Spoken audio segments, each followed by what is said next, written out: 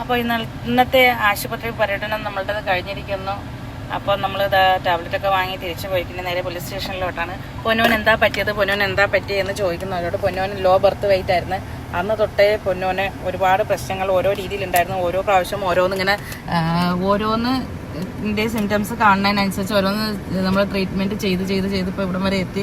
വേറെ പ്രശ്നമൊന്നുമില്ല. മറ്റുള്ള കുട്ടികളെയൊക്കെ വെച്ച് നോക്കുമ്പോൾ അവർക്ക് ഓട്ടിസം അന്ന് ഓട്ടിസമൊക്കെ വരേണ്ടതായിരുന്നു. പക്ഷേ എന്തോ ദൈവത്തിന്റെ ചെറിയ കരുണ, കാരണം അവളെ ഉപദ്രവിച്ച് അവളെ ഒരുപാട് ഞാൻ കഷ്ടപ്പെട്ടില്ലേ.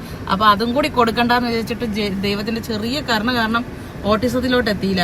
6 വയസ്സ് വരെ സംസാരം ഇല്ലാത്ത അവൾക്ക് ഇപ്പൊ അവള് 4 ലാംഗ്വേജ് സംസാരിക്കണം. അങ്ങനെ ഒരുപാട് കാര്യം കുറെ മിറക്കിൾ ജീവിതത്തിൽ സംഭവിച്ചിട്ടുണ്ട്. ഇപ്പം വേറെ കുറെ കാരണങ്ങൾ ഇങ്ങനെ നമ്മളിങ്ങനെ അതിജീവിച്ചുകൊണ്ടിരിക്കുന്നുണ്ട്. അപ്പോൾ ഇവിടെ ഇപ്പം ഹോസ്പിറ്റലിൽ വന്നപ്പോഴത്തേക്കും അവിടെ റിസപ്ഷനിലെ കുട്ടിക്കും ഇതേ സെയിം പ്രോബ്ലം ആണ്. പിന്നെ അന്ന് തൊട്ട് ഇന്ന് വരെ കണ്ണിൽ എണ്ണ അഴിച്ച് കൊണ്ട് കിടക്കുന്നതുകൊണ്ടും ഒരു ദിവസം പോലും ഒരു മാസം പോലും ഒരു ട്രീറ്റ്മെന്റോ ഒരു ചെക്കപ്പോ മുടങ്ങാതെ കൊണ്ട് നടക്കുന്നത് കൊണ്ടും മാത്രമാണ് ഇപ്പം ഇതുപോലെ ഇങ്ങനെ സുന്ദരി കുട്ടിയായിട്ട് ഇപ്പം ദാ ഇങ്ങനെ ഇരിക്കുന്നത്. പിന്നെ പൊന്നൂന് ഹോർമോൺ ഇംബാലൻസ് ഉള്ളത് കൊണ്ട് അവളുടെ പ്രായത്തിന്റെ 3 ഇരട്ടിയായിട്ട് അവളെ ഫീൽ ചെയ്യും. പിന്നെ പലരും പറയാറുണ്ട്, നിനക്ക് വലിയ മോളില്ലേടി, എന്റെ മോള് വലുതാകുമ്പോൾ ഞാൻ നിങ്ങളെ എല്ലാവരെയും അറിയിക്കാൻ പോരെ. പിന്നെ ഈ അങ്ങനെയൊക്കെ പറയുന്ന ആൾക്കാരുടെയൊക്കെ വീട്ടിലും കുഞ്ഞുങ്ങളും ഇവരൊക്കെ ഉണ്ടാവുമല്ലോ. മനുഷ്യന്മാർക്കൊക്കെ എന്തെങ്കിലും വരാൻ വേണ്ടിയിട്ട് ഞാൻ 17 വയസ്സ് തൊട്ട് ഇതിനെ ഇങ്ങനെ ഒറ്റയ്ക്ക് കൊണ്ടു കിടക്കുന്നുണ്ടെങ്കിൽ എൻ്റെ ഒരു ജീവിതമാണ് അതിന് വേണ്ടിയിട്ട് ഞാൻ കളഞ്ഞത്. അപ്പം മറ്റുള്ളവർക്കൊക്കെ എന്തെങ്കിലും പറയുമ്പം ഇന്ന് ഞാനൊരു തെറ്റും ചെയ്തിട്ടല്ല എനിക്കൊരു 17 വയസ്സിൽ ഇങ്ങനെ ഒരു 1.25 കിലോയിൽ ഒരു കുഞ്ഞിനെ കിട്ടിയത്. എന്നിട്ട് ഞാൻ മറ്റുള്ളവരെ പോലെ കളഞ്ഞിട്ട് പോവേ, അല്ലെങ്കിൽ കെട്ടിയോന്ന് പറയുന്നത് അതിന്റെ മോന് കൊണ്ടുപോയി കൊടുത്തിട്ട് എന്റെ ഇഷ്ടത്തിന് നടക്കുകയോ അല്ലെങ്കിൽ അനാഥാലയത്തിൽ കൊണ്ട് കളയുകയോ അല്ലെങ്കിൽ അടിച്ചു കൊല്ലുകയോ കുട്ടിയില്ലാന്ന് പറഞ്ഞിട്ട് നടക്കുകയോ ഒന്നും ഞാൻ ചെയ്തിട്ടില്ല. ഞാൻ അതിനെ കൊണ്ടാണ് ജീവിക്കുന്നത്. അതാ പിന്നെ എന്റെ കുഞ്ഞിനെ കുറിച്ചിട്ട് ആരും വേവലാതിപ്പെടണ്ട. അതിന് ഇത്രയും വർഷം എനിക്ക് ഇങ്ങനെ കൊണ്ടുകിടന്ന് ട്രീറ്റ്മെന്റ് ചെയ്തതാക്കാൻ പറ്റുമെങ്കിൽ ഇന്നിപ്പോ ഞാൻ ഈ ലോകത്തില്ലെങ്കിലും എന്റെ കുട്ടിക്ക് ഒറ്റയ്ക്ക് അവളുടെ കാര്യങ്ങൾ നോക്കാനുള്ള പ്രാപ്തി ഞാൻ ആക്കിയിട്ടുണ്ട്. പ്രായത്തിന്റെ ഇരട്ടി പക്വതയും ബാക്കി അല്ലാതെ എനിക്ക് ഇൻഷുറൻസ് പരമായിട്ടും അല്ലാതെയാണെന്നുണ്ടെങ്കിൽ പോലും എന്റെ ഇതുവരെയുള്ള എന്റെ ബാല്യവും എന്റെ കൗമാരവും എന്റെ യൗവനവും എന്റെ കുഞ്ഞിനെ ഭാവിയിലത്തേക്കുള്ള അസറ്റ് ആക്കിയിട്ട് ഞാൻ മാറ്റിയിട്ടുണ്ട്. അതുകൊണ്ട് എന്റെ കുഞ്ഞിന്റെ കാര്യത്തിനെ കുറിച്ചിട്ട് ആരും വേവലാതിപ്പെടേണ്ട ആവശ്യമില്ല. എന്റെ നന്മ ആഗ്രഹിക്കുന്ന, എന്നെ സപ്പോർട്ട് ചെയ്യുന്ന, എന്നെ പിന്തുണയ്ക്കുന്ന ആയിരക്കണക്കിന് ആൾക്കാരുണ്ട്. ആയിരക്കണക്കിന് 10,000-കണക്കിന് അത് കമന്റ്സിലൂടെയും സപ്പോർട്ടായിട്ടും അല്ലാതെയായിട്ടും ഒക്കെ അവരോട് എല്ലാവരോടും നന്ദി. കാരണം കഴിഞ്ഞ ഇത്രയും വർഷവും ഞാൻ ഒറ്റയ്ക്കായിരുന്നു എല്ലാം സഹിച്ചതും ഇതാക്കിയതും ഒക്കെ. അതിന്റെ ഇതിൽ ഡിപ്രഷൻ വന്നതും സ്ട്രോക്ക് വന്നതും ഒരുപാട് ഇതായി. പക്ഷെ ഇപ്പം ഞാൻ എന്റെ ഈ കൂട്ടുകാരും കൂടി ആയിട്ട്, സോഷ്യൽ മീഡിയ ആയിട്ട് എന്റെ ഈ കൂട്ടുകാരും കൂടി ആയിട്ട് സംസാരിക്കാൻ തുടങ്ങിയ ശേഷമാണ് ഞാൻ ഇപ്പൊ ഇങ്ങനെ നിൽക്കുന്നത്. ആരൊക്കെ ഉണ്ട് എന്നുള്ളൊരു തോന്നലുള്ളത്. എന്നും എവിടെയും ഞാൻ പഠിച്ച, ഞാൻ ജോലി ചെയ്ത, ഞാൻ വർക്ക് ചെയ്ത, ഞാൻ ബിസിനസ് ചെയ്ത എന്റെ സ്ഥാപനങ്ങൾ അല്ലെങ്കിൽ എന്റെ ബാങ്ക് അല്ലെങ്കിൽ ഹോസ്പിറ്റലുകൾ അല്ലെങ്കിൽ എനിക്ക് ചുറ്റുപാട് എന്റെ നൈബേഴ്സ്, ഞാൻ പോകുന്ന സ്ഥലങ്ങൾ, എന്റെ കുഞ്ഞിന്റെ സ്കൂള്, അവിടുത്തെ ടീച്ചേഴ്സ്, ഞാൻ സാധനങ്ങൾ വാങ്ങിക്കാൻ പോകുന്ന സ്ഥലം തൊട്ട് ഞാൻ അറിയാറായ കാലം തൊട്ട് ഈ നിമിഷം വരെ എന്നെ ഡയറക്റ്റ് അറിയുന്ന ഒരു മനുഷ്യൻ പോലും എനിക്ക് ശത്രുതയില്ല. ഞാനുമായിട്ട് ബിസിനസ് ചെയ്ത ഒരുപാട് ആൾക്കാരുണ്ട്. എന്റെ പൈസ അങ്ങോട്ട് അവർക്ക് കൊടുത്തിട്ടോ, അവരെയൊന്നും വാങ്ങിയിട്ടില്ല. അപ്പം അതുപോലെ ഒരു മനുഷ്യനായിട്ടും എനിക്ക് ഒരു ശത്രുത ഇതുവരെ ഇല്ല. ഞാൻ ആരാണെന്നോ, ഞാൻ എന്താണെന്നോ, എന്റെ ലൈഫ് എന്താണെന്നോ,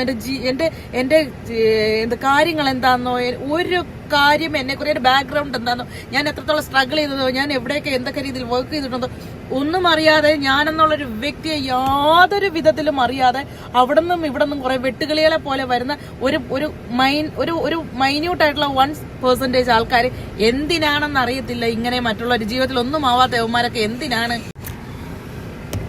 കാരണം ഞാൻ ആരെയും പോയിട്ട് ശല്യം ചെയ്യാറില്ല, ഞാൻ ആരെയും ഉപദ്രവിച്ചിട്ടില്ല, ഞാൻ ആരെയും ഒരു തരത്തിലും വേദനിപ്പിച്ചിട്ടില്ല, ഞാൻ ഒരു തട്ടിപ്പിനും ഞാൻ ആരെയും ഇതാക്കിയിട്ടില്ല.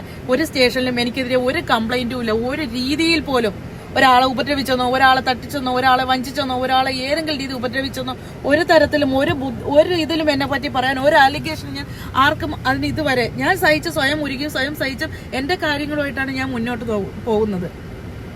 അതില് ഒരു പരിചയമില്ലാത്ത ഒരുപാട് പേരാണ് എന്നെ സപ്പോർട്ട് ചെയ്യുന്നതും നമ്മളെ നമ്മളെ ഒരുപാട് ഇങ്ങനെ വിഷമിക്കല്ലേ എന്നൊക്കെ ഒരു വാക്ക് പറയുമ്പോഴൊക്കെ നമുക്ക് കിട്ടുന്നൊരു ആശ്വാസമുണ്ട്. പക്ഷെ എന്റെ കുഞ്ഞിനെ എന്തെങ്കിലും പറഞ്ഞു കഴിഞ്ഞാൽ ഞാൻ വീട്ടിൽ കയറി വിട്ടു. എന്ത് വന്നാലും ശരി, ഞാൻ എനിക്ക് എത്ര ചെലവായാലും ശരി, ഞാൻ എന്റെ കുഞ്ഞു സന്തോഷങ്ങളും കുഞ്ഞു ഇതും ഒക്കെയാണ് ഞാൻ എന്റെ സോഷ്യൽ മീഡിയയിൽ എന്റെ ഫ്രണ്ട്സിന്റെ ഇടയിൽ ഞാൻ ഷെയർ ചെയ്യുന്നതും ഞാൻ ഇതാക്കുന്നതും. അതിന്റെ ഇടയിൽ വന്നിട്ട് കുശുമ്പിലോ കുന്നായ്മയിലോ എന്തെങ്കിലും ഇതാക്കാൻ നിന്ന് കഴിഞ്ഞാൽ ഞാൻ നിങ്ങളുടെ ആരെയെങ്കിലും പൈസ കടം ചോദിച്ചിട്ടുണ്ടോ? ഞാൻ ആരെയെങ്കിലും അടുത്ത് പ്രോസ്റ്റിറ്റ്യൂഷന് പൈസ വാങ്ങിയിട്ടോ അല്ലാതെയോ ഞാൻ പ്രോസ്റ്റിറ്റ്യൂഷൻ ചെയ്തതായിട്ട് നിങ്ങൾക്ക് ആർക്കെങ്കിലും അറിയോ? എവിടെയെങ്കിലും എന്നെ അങ്ങനെ ഒരു സാഹചര്യത്തിൽ ആരെങ്കിലും കണ്ടതായിട്ടോ എവിടെയെങ്കിലും എന്നെ എവിടെ ചെന്നാലും ആൾക്കാർ ആരെങ്കിലും ഒക്കെ തിരിച്ചറിയുന്നവരുണ്ട്. ഓരോ കാര്യത്തിനും ഓരോ സ്ഥലത്തും ഓരോ ഇതിനും പോകുമ്പോൾ എൻ്റെ ഈ കുഞ്ഞ് എവിടെ പോയാലും അന്ന് തൊട്ട് ഇന്ന് വരെ ഒക്കത്തെ എൻ്റെ ഏത് ലൊക്കേഷനിൽ പോകട്ടെ, ഏത് യാത്രകളിലാവട്ടെ, ഇപ്പം അവളുടെ പഠിത്തത്തിനെ ബാധിക്കും എന്നുള്ളത് കൊണ്ട് മാത്രമാണ് അവളെ കൊണ്ട് എനിക്ക് ഇതാക്കാതെ. കാരണം അത് വിദ്യാഭ്യാസമാണ് ഏറ്റവും വലുത്. അവളെ ഞാനൊരു ഇന്റർനാഷണൽ സ്കൂളിലാണെങ്കിൽ CBSE സിലബസിൽ ഇവിടം വരെ പഠിപ്പിച്ചത് ഞാൻ ഒറ്റയ്ക്കാണ്. ചിലർ പറയും കുട്ടിയെ പോയി മര്യാദയ്ക്ക് നോക്കണേ. നീ എന്റെ കുട്ടിയെ ഞാൻ അത്രയും, നീയൊക്കെ നിന്റെ വീട്ടിലെ എല്ലാ പേരുടെയും ചെലവും ഇതും കഴിഞ്ഞിട്ട് വർഷങ്ങളോളം ഇതാക്കിയാലും എന്റെ ഒരു കുഞ്ഞിന് ഞാൻ ചെലവാക്കുന്ന ഒരു മാസത്തെ ഇതാവുന്നില്ല, അതിന്റെ കാൽഭാഗം പോലും ആവുന്നില്ല. ചെറിയ എട്ടും പൊട്ടും തിരിയാത്ത ഒരു കുഞ്ഞു കുട്ടിയെ വേശ്യയെന്നും പടക്കമൊന്നും ഒക്കെ വിളിക്കുമ്പോണ്ടല്ലോ, ഞാൻ നിയമപരമായിട്ട് കല്യാണം കഴിച്ച് നാടും വീടും നാട്ടുകാരും വീട്ടുകാരും പറഞ്ഞ് കല്യാണം കഴിച്ചുണ്ടായ കുഞ്ഞാണ് ഇതെനിക്ക്. ഒരുത്തൻ പറയുന്ന കേട്ടോ അതിന് തന്ത ആരാണെന്ന് അറിയത്തില്ല, ഏതോ ഒരു കുട്ടിയെ കൊണ്ട് അവളിങ്ങനെ നടക്കണം, പഴച്ചു പറ്റതായിരിക്കുന്നത്. നല്ല നാടും വീടും നാട്ടുകാരും വീട്ടുകാരും അറിഞ്ഞ റിസപ്ഷനും ഇതും അനുസരിച്ച് ലക്ഷങ്ങളും കോടികളും പൊടി പഠിച്ച് ഗൾഫിൽ ഉൾപ്പെടെ ഫംഗ്ഷൻ നടത്തി ആണ് എന്റെ കല്യാണം നടന്നത്. ഞാൻ മറ്റുള്ളവരുടെ മുമ്പിൽ അതിനെ പറ്റിയിട്ടോ അതിന്റെ ഇതൊന്നും വിഴുപ്പലക്കാതിരിക്കണം, അത് എന്റെ മാന്യതയാണ്. എന്തിന്റെ പേരിലാണെങ്കിലും എന്ത് ഇതാക്കിയിട്ടാണെങ്കിൽ പോലും എന്റെ 1 രൂപയുടെ സ്വത്തോ 1 രൂപയുടെ എന്തെങ്കിലും ഒരാളുടെയും ഗിഫ്റ്റ് എനിക്കില്ല. എന്റെ കുഞ്ഞു പോലും അവള് ചെറുപ്പത്തൊട്ട് അവളുടെ എല്ലാവർക്കും FB ഇതൊക്കെ ഉണ്ടായിട്ടും അവളുടെ ഹോർമോണൽ ഇഷ്യൂസ് കാരണം അവളുടെ ബോഡിയുടെ ഓരോ ചേഞ്ചസ് കാരണമാണ് അവൾ ക്യാമറയ്ക്ക് മുന്നിൽ ഇതാക്കുന്നത്. അവൾക്ക് ഏറ്റവും കൂടുതൽ കുഞ്ഞിലെ ഏറ്റവും കൂടുതൽ ഫേസ്ബുക്കിലാണെങ്കിലും ഇതിലാണെങ്കിലും ഫോട്ടോസ് പോസ്റ്റ് ചെയ്യാനാണെങ്കിലും ബാക്കി കാര്യങ്ങളിലാണെങ്കിലും ലൈവ് ഇതാക്കുന്നതും ഒക്കെ അവളായിരുന്നു. പക്ഷെ അവളുടെ ബോഡിയിൽ മറ്റേ അവളുടെ ഡോക്ടർ പറഞ്ഞതും അവളുടെ അപകർഷതാ ബോധം മാറ്റണം എന്നുള്ളതായിരുന്നു. കാരണം മറ്റൊരു സാധാ കുട്ടികളെ പോലെ ഞാൻ എന്റെ ജീവിതത്തിൽ ഇതുവരെ ഞാൻ ഒരു ഡ്രഗ്സ് യൂസ് ചെയ്തിട്ടില്ല, ഞാനൊരു ഡ്രിങ്ക്സ് യൂസ് ചെയ്യാറില്ല, ഞാൻ ഒരു ഇല്ലീഗലോ അല്ലെങ്കിൽ ഒരു തട്ടിപ്പിലോ വെട്ടിപ്പിലോ പോയി പെട്ടിട്ടില്ല, അല്ലെങ്കിൽ അങ്ങനത്തെ ഒരു ബിസിനസ്സിൽ ഞാൻ ഇതാക്കിയിട്ടില്ല, ഞാൻ ഭാഗമായിട്ടില്ല. ഞാൻ ഇതുവരെ 1 രൂപയെങ്കിലും ഇതാക്കിയിട്ടില്ല. എന്റെ അക്കൗണ്ട് ത്രൂ അല്ലാതെ ഞാനൊരു ടാക്സ് വെട്ടിപ്പ് നടത്തിയിട്ടില്ല. എന്റെ പേരിൽ ഒരു തരത്തിൽ ഒരു അലിഗേഷൻ ഞാൻ ഇതുവരെ ചെയ്തിട്ടോ ഞാനൊരു ഇതിലോട്ട് ഇതാക്കിയിട്ടോ ഇല്ല. അപ്പം നിങ്ങളെ പോലെ തന്നെ ഈ ലോകത്ത് ജീവിക്കാൻ എനിക്കും എന്റെ കുഞ്ഞിനും ഈ ലോകത്ത് ജീവിക്കാൻ അവകാശമുണ്ട്. അപ്പൊ പറയും FBയിൽ ഇട്ട് കഴിഞ്ഞാൽ നമുക്ക് അവകാശമുണ്ട്. എന്ത് അവകാശമാണ് നിങ്ങൾക്കുള്ളത്? മറ്റുള്ളവരുടെ പ്രൈവസിയിലോട്ട് പോയിട്ട് ഞാൻ എവിടെ പോയാലും ഞാൻ ഓൺലൈൻ ചാനൽസിനെ ഞാൻ കൊണ്ട് നടക്കുന്നില്ല.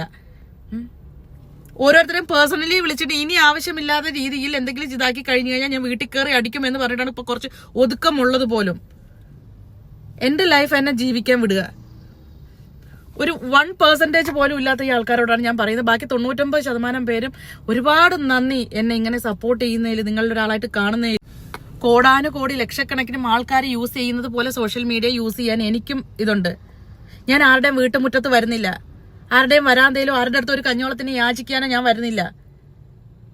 എന്റെ സ്വന്തം അക്കൗണ്ടിലും എന്റെ സ്വന്തം പ്രൊഫൈലുമാണ് ഞാൻ ഇതാക്കുന്നത്. ഞാൻ പെയ്ഡ് ചെയ്ത് ന്യൂസ് ചാനലുകളിൽ ഞാൻ എന്റെ PR വർക്ക് ഞാൻ ചെയ്യിക്കുന്നില്ല. ഉണ്ടെങ്കിൽ ആരെങ്കിലും വന്ന് പറയട്ടെ, എന്നെ വിളിച്ചിട്ട് നീ ഇത്ര പൈസ തന്നിട്ട് എന്നെ കൊണ്ട് ചെയ്യിച്ചില്ലേടി എന്ന് പറയട്ടെ. ഞാൻ ഈ പബ്ലിക്കിന് ഞാൻ ഒളിച്ചല്ല താമസിക്കുന്നത്. കള്ളനും കൊലപാതകളും വ്യഭിചാരികളും ഉൾപ്പെടെ അത്രയും അന്തസ്സായിട്ട് തലയും പൊക്കി ഇവിടെ നടക്കുമ്പോഴത്തേക്ക് എന്നെ പോലെ ഒരാൾക്ക് എന്തിന്റെ പേരിലാണ് ഇതുപോലെ ഇത് ആക്ഷേപിക്കണേന്ന് വെച്ചാൽ എനിക്കറിയില്ല. കാരണം ഇനി എനിക്കിത് സഹിച്ചു നിൽക്കാൻ കഴിയില്ല ഒരു തരത്തിലും. തൊട്ടേനും പിടിച്ചേനും ഇങ്ങനെ കേസ് മറ്റത് മറിച്ചതെന്നും പറഞ്ഞ് പോകണ്ട എന്ന് വിചാരിക്കുന്നതിനനുസരിച്ചിട്ട് വീണ്ടും വീണ്ടും കൂടുക. അത് ഞാനായിട്ട് ഒരു ബന്ധവും ഇല്ലാത്തവരാ. എന്റെ ജീവിതമോ എന്റെ ബാക്ക്ഗ്രൗണ്ടോ എന്നെ കുറിച്ചിട്ടോ അല്ലെങ്കിൽ ഒരു തരത്തിലും ഒരു അറിവും ഇല്ലാത്തവരാണിത്. ഞാൻ ഒരാളെയും ബുദ്ധിമുട്ടിക്കാനോ ശല്യം ചെയ്യാനോ ഉപദ്രവിക്കാനോ വരാത്തിടത്തോളം കാലം ദയവ് ചെയ്ത് എന്നെ ഉപദ്രവിക്കാൻ വരരുത്.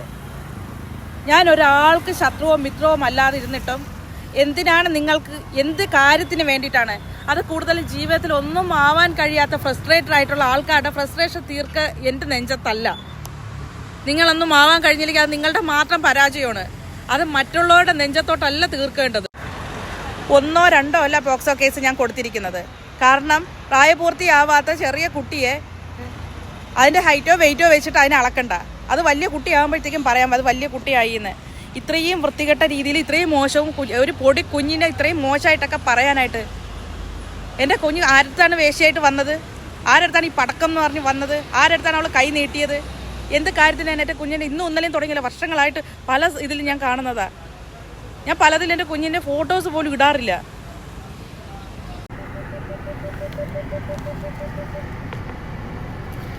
സ്റ്റേഷനിലോട്ട് വന്നതാണ്.